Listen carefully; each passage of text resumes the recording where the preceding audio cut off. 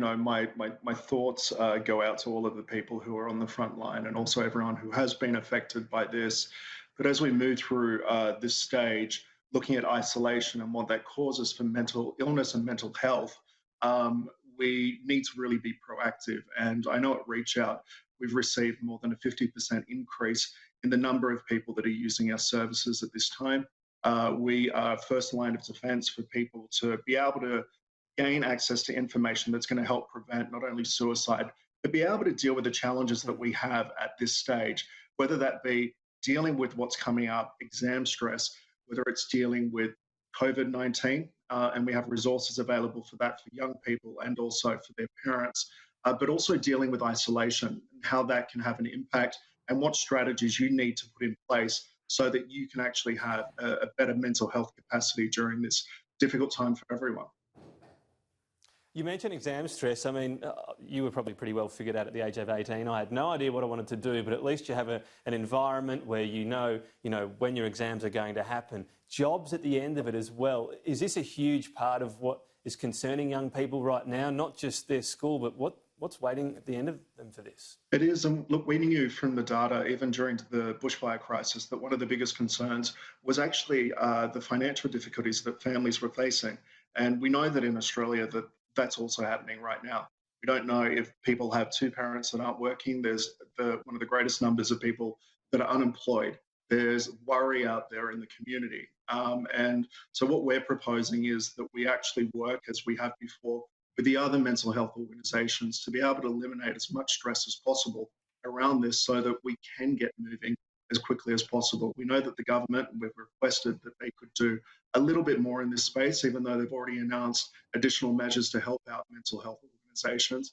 But there's a lot more that needs to be done. And when we see the number of people who may be at risk of suicide increasing in the way that they have, we really see the need that needs to be put in place. The other thing is parents, because I know ReachOut provides support for parents. Their worries are pretty significant. Can they support their children? Are they going to have a job at the end of all of this? Also, of course, how their children are getting educated and how they're feeling. So the support for them, I mean, it's a pretty terrible time if someone's either lost their job or they're just worried again about where they're going to be in the next few months. And that can obviously be something that kids pick up on. No, they most definitely do pick up on those kind of signals. And I know that there has been some support that's been provided for families that are going through this difficult time.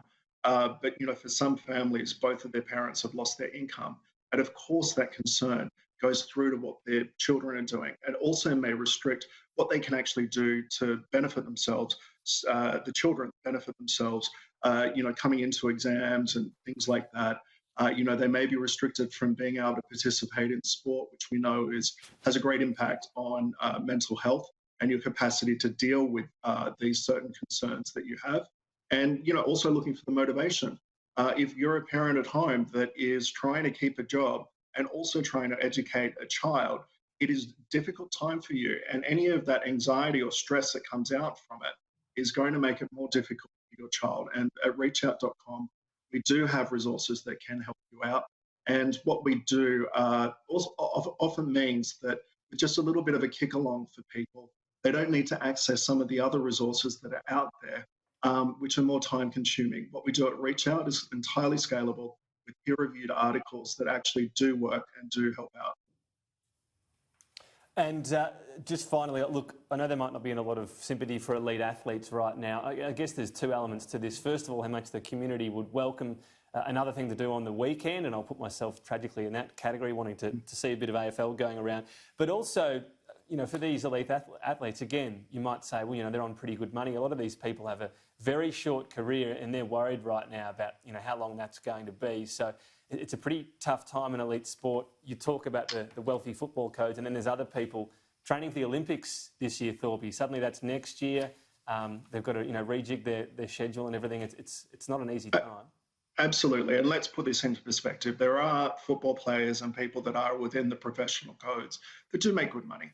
But the reality of most Olympic athletes is they don't make what would be minimum wage. And without, government assistance and assistance from sponsors, friends and families, they don't even have the chance of being able to get to an Olympic Games. What I like about this, and the only thing I like about it, is every Olympic athlete, and the message that I've heard from athletes Mm. is we understand that we have a responsibility to the rest of the community. And in Olympic sports and in the Australian Olympic team, we represent the diversity of this country. We come from every community, whether it's lower socioeconomic, whether it's in the bush or the city. And we know that we have a Mm. responsibility to everyone else who supports us in sport, and we want to do the right thing as well. Just finally, you yourself, you're looking forward, if these restrictions ease, to getting back in the pool, or does that just feel like hard work these days? Well, it feels like hard work any day. But look, I'm looking forward to just having a few less restrictions when it's the appropriate time. Look, for me, it was an absolute blessing, I guess, when it came that I could have a couple of my friends over for a meal. And, Mm. for me, that was kind of a great opener. Instead of going to a gym at the moment, I'm walking the dog. She loves this. I actually think she's responsible because she enjoys me at home and going for walks. But until this is right for everyone, let's not jump the gun. Let's get it right. Let's get the economy back on track so that we can recover from this faster than what we would be otherwise. We're very fortunate in Australia that we have choices at the moment, and we're one of the lucky countries that we do have those choices.